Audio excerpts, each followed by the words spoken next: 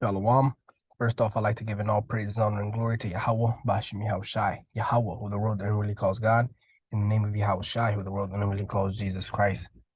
Secondly, I'd like to give a double honor to the apostles and elders of the great millstone who grew well, who continue to teach us this truth, and salutations to Joachim out there, doing the work of Yahweh, Bashim Yahushai sincerely. All right.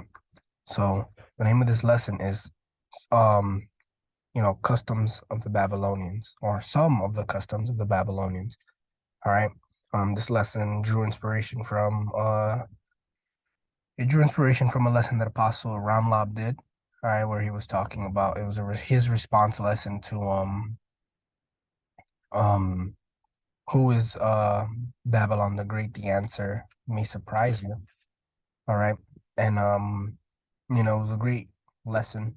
I listened to most of it, and but one of the points that I noticed that a lot of us younger brothers could take for granted is the fact that we say um that America is Babylon the Great, and one of the main reasons is because of the customs, right? They follow the customs of the Babylonian.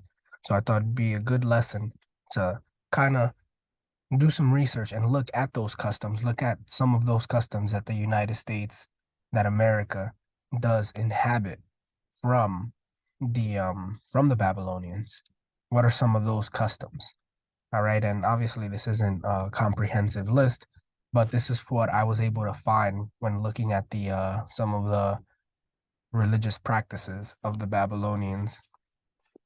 And I was able to mix them up with not mix them up, but kind of chain them together with something that that the US is known for, that the US does.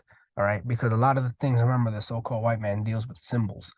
So a lot of the stuff is very subtle. All right. So we have mainly two things in this one, but Lord willing, this is going to be an ongoing thing where I look at more of these customs and practices. All right. So without further ado, this is Isaiah. Salakia. This is Isaiah chapter 47, verse 1. It says, "Come down and sit in the dust, O virgin daughter of Babylon, sit in the ground. There is no throne, O daughter of the Chaldeans, for thou shalt no more be called tender and delicate." All right. So the virgin daughter of Babylon here, it's understood that it's talking about America, all right, the United States. All right. And it's called tender and delicate because the United States has not been touched. The United States, from a war perspective, has not been touched. All right.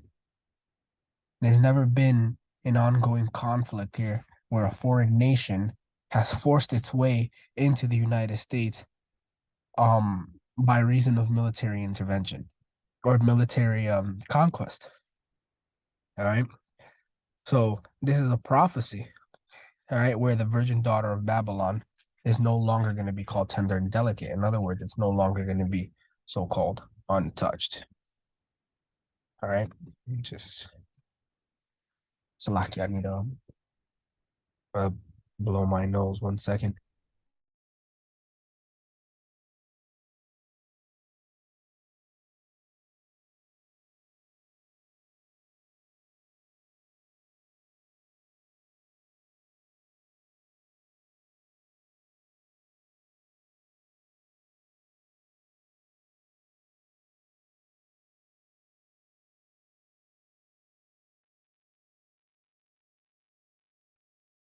All right. So Salaki for that. At least nobody needs to hear me blow my nose anymore when I'm using the Zoom. So that's nice. Verse 2, it says, "Take the millstones and grind the meal, uncover thy locks, make bare the leg, uncover the thigh, pass over the rivers." Exactly. So the United States is being exposed every day as being Babylon the Great. All right. And it's becoming mainstream, it's becoming a mainstream idea that the United States is, in fact, the virgin daughter of Babylon. All right. And the reason that the United States is, as the apostle said in his video, is a virgin daughter of Babylon because the United States follows a lot of the customs of the ancient Babylonians and a lot of the customs of a lot of the ancient societies in general. All right. So we're gonna go to this thing here about Marduk. All right, Marduk. Let's read a little bit. We're gonna jump around. There's not too much to read here, but we're gonna jump around and then we're gonna go straight into the scripture. It says Marduk, Sumerian calf of the sun, solar calf. It says was a god from ancient Mesopotamia and patron deity of the city of Babylon. When Babylon became the political center of the Euphrates Valley in the time of Hammurabi, Marduk slowly started to rise to the position of the head of the Babylonian pantheon, a position he fully acquired by the second half of the second millennium BC. In the city of Babylon, Marduk was worshipped in a temple in Esagila. Marduk is associated with the divine weapon Imhulu. His symbolic animal and servant whom Marduk vanquished is the dragon, Mushu. It says Marduk is the Babylonian form of his name.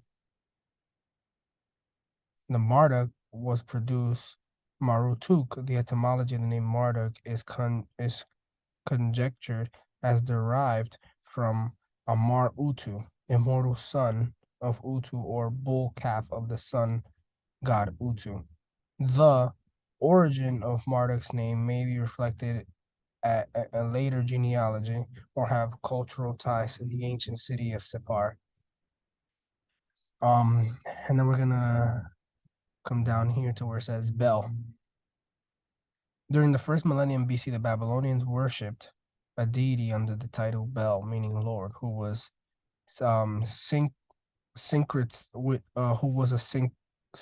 syncretization of Marduk. All right, and the brother, the elder Amnoala, brought up. I know he's brought this up several times, but this word here, syncretization, syncretization is religious syncretism, where essentially one religion is kind of copied and pasted and made into a parallel to another religion, and it's made almost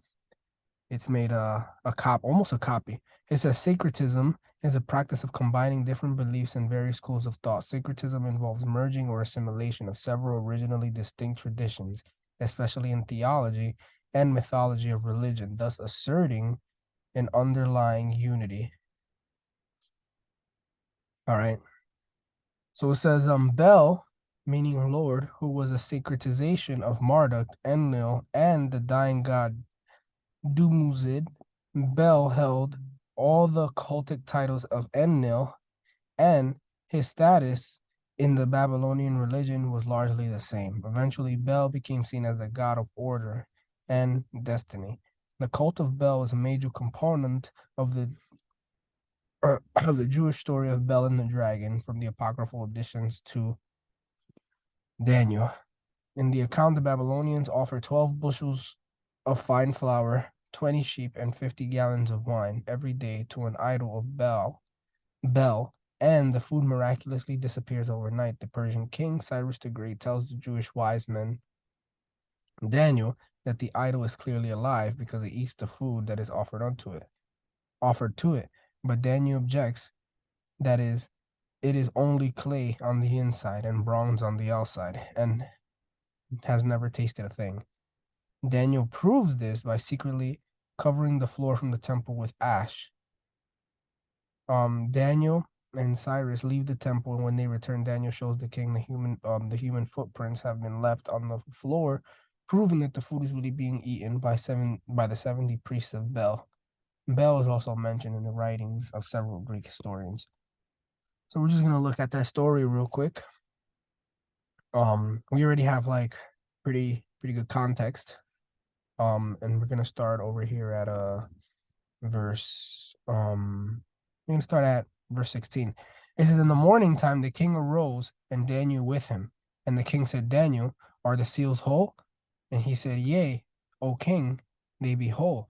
And as soon as he had opened the door, the king looked upon the table and cried with a loud voice, Great art thou, O Bel, with thee there is no deceit. And then laughed Daniel and held the king that he should not go in, and said, Behold now the pavement, mark well whose footprints are these.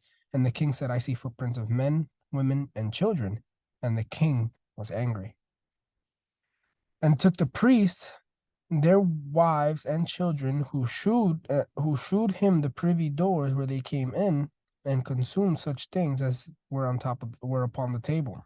Wherefore the king slew them and delivered Bel into Daniel's power, who destroyed him and his temple. And in that same place was a great dragon, which they of Babylon worshipped, which is Marduk. It says, And the king said unto Daniel, Wilt thou also say, This is of brass? Lo, he liveth, he eateth and drinketh. Thou canst not say that he is no living God, therefore worship him. Then said Daniel unto the king, I will worship the Lord my God, for he is the living God. But give me leave, O king. I shall slay this dragon without sword or staff. And the king said, I will give thee leave. Then Daniel took pitch and fat and hair, and did seethe them together to make lumps thereof. This he put in the dragon's mouth, and so the dragon burst in sunder. And Daniel said, Lo, these are the gods ye worshipped. When they of Babylon heard that, they took great indignation and conspired against the king, saying, The king is become a Jew, and he hath destroyed Bel, and he hath slain the dragon, and put the priests to death. So they came to the king and said, Deliver us, Daniel, or else we will destroy thee and thy house. Now when the king saw that they pressed him sore, being constrained, he delivered Daniel unto them, who cast him into the lion's den, where he was 6 days. And then this is a story. Essentially, this is where the story of Daniel in the lion's den starts. But this is all go to show that the Babylonians, in fact, did believe in Bel and in Marduk. All right. Now it's important because this is like the Zeus, right? This is like the main god of their of the Babylonian pantheon. Now we're gonna look at the god Enlil. All right, it says Enlil, later known as Elil, is a ancient Mesopotamian god associated with wind, air, earth, and storms. He first attested as chief deity of the Sumerian pantheon, but was later worshipped by the Akkadians, Babylonians, Assyrians, and Hurrians. Enlil's primary center of worship was the Akor temple in the city of Nippur, which was believed to be fully built by Enlil himself and was regarded as the mooring rope of heaven and earth. He is sometimes referred to in the Sumerian text as Nunamnir. According to one Sumerian hymn, Enlil himself was so holy that not even the other gods would look upon him. Enlil rose to prominence during the 24th century BC with the rise of Nimrod. His cult fell into decline after Nippur was sacked by the Elamites in 1230 BC. He was eventually supplanted as chief god of the Mesopotamian pantheon by the Babylonian national god Marduk. Salaki, I have to blow my nose again. Fortunately, 1 second, please.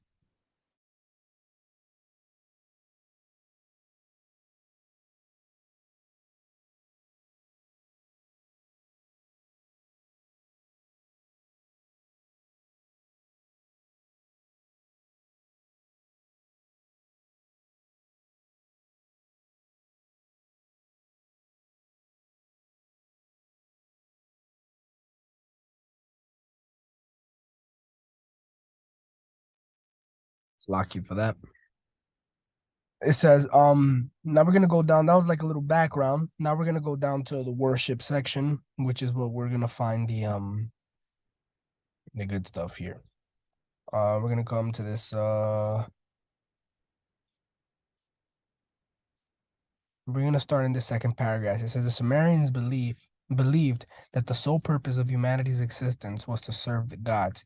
They thought the god statue was a physical embodiment of God himself. As such, cult statues were given constant care and attention, and a set of priests were assigned to tend to them.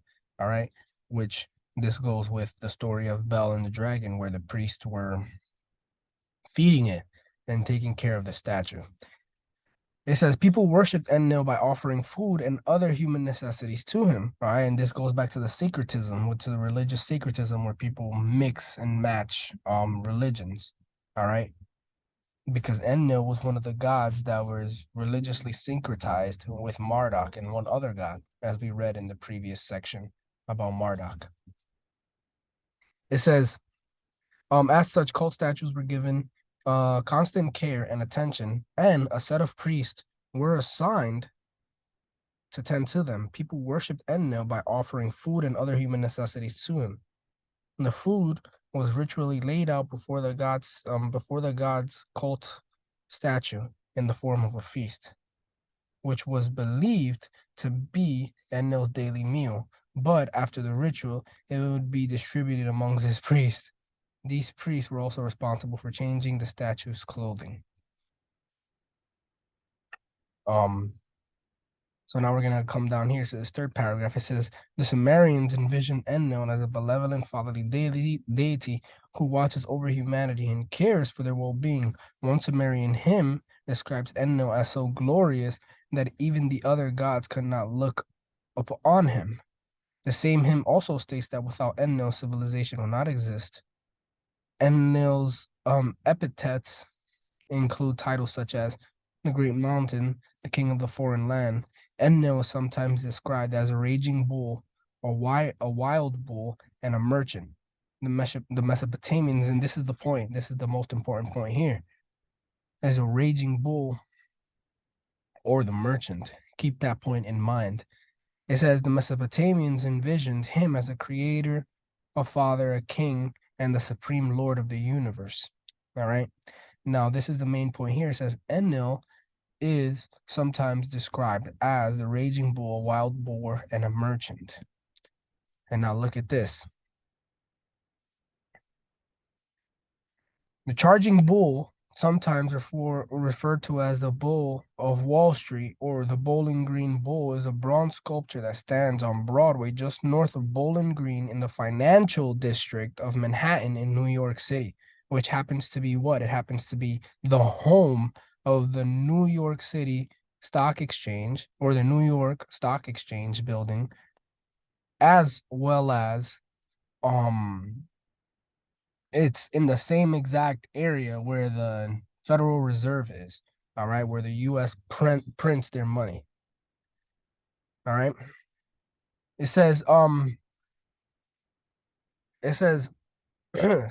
It says the 7,100-pound bronze sculpture standing 11 feet tall and measuring 16 feet long depicts a bull, the symbol of financial optimism and prosperity. Charging Bull is a popular tourist destination that draws thousands of people a day, symbolizing Wall Street and the financial district.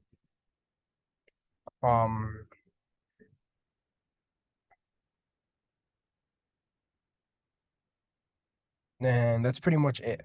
But that's a small nugget there that you might not really pick up. But it says a raging bull, all right, the charging bull. This is a bull who was charging. This god Enlil was also known as a raging bull, a wild bull, and it says a merchant, all right, and this happens to be in the financial or the merchant capital of New York State.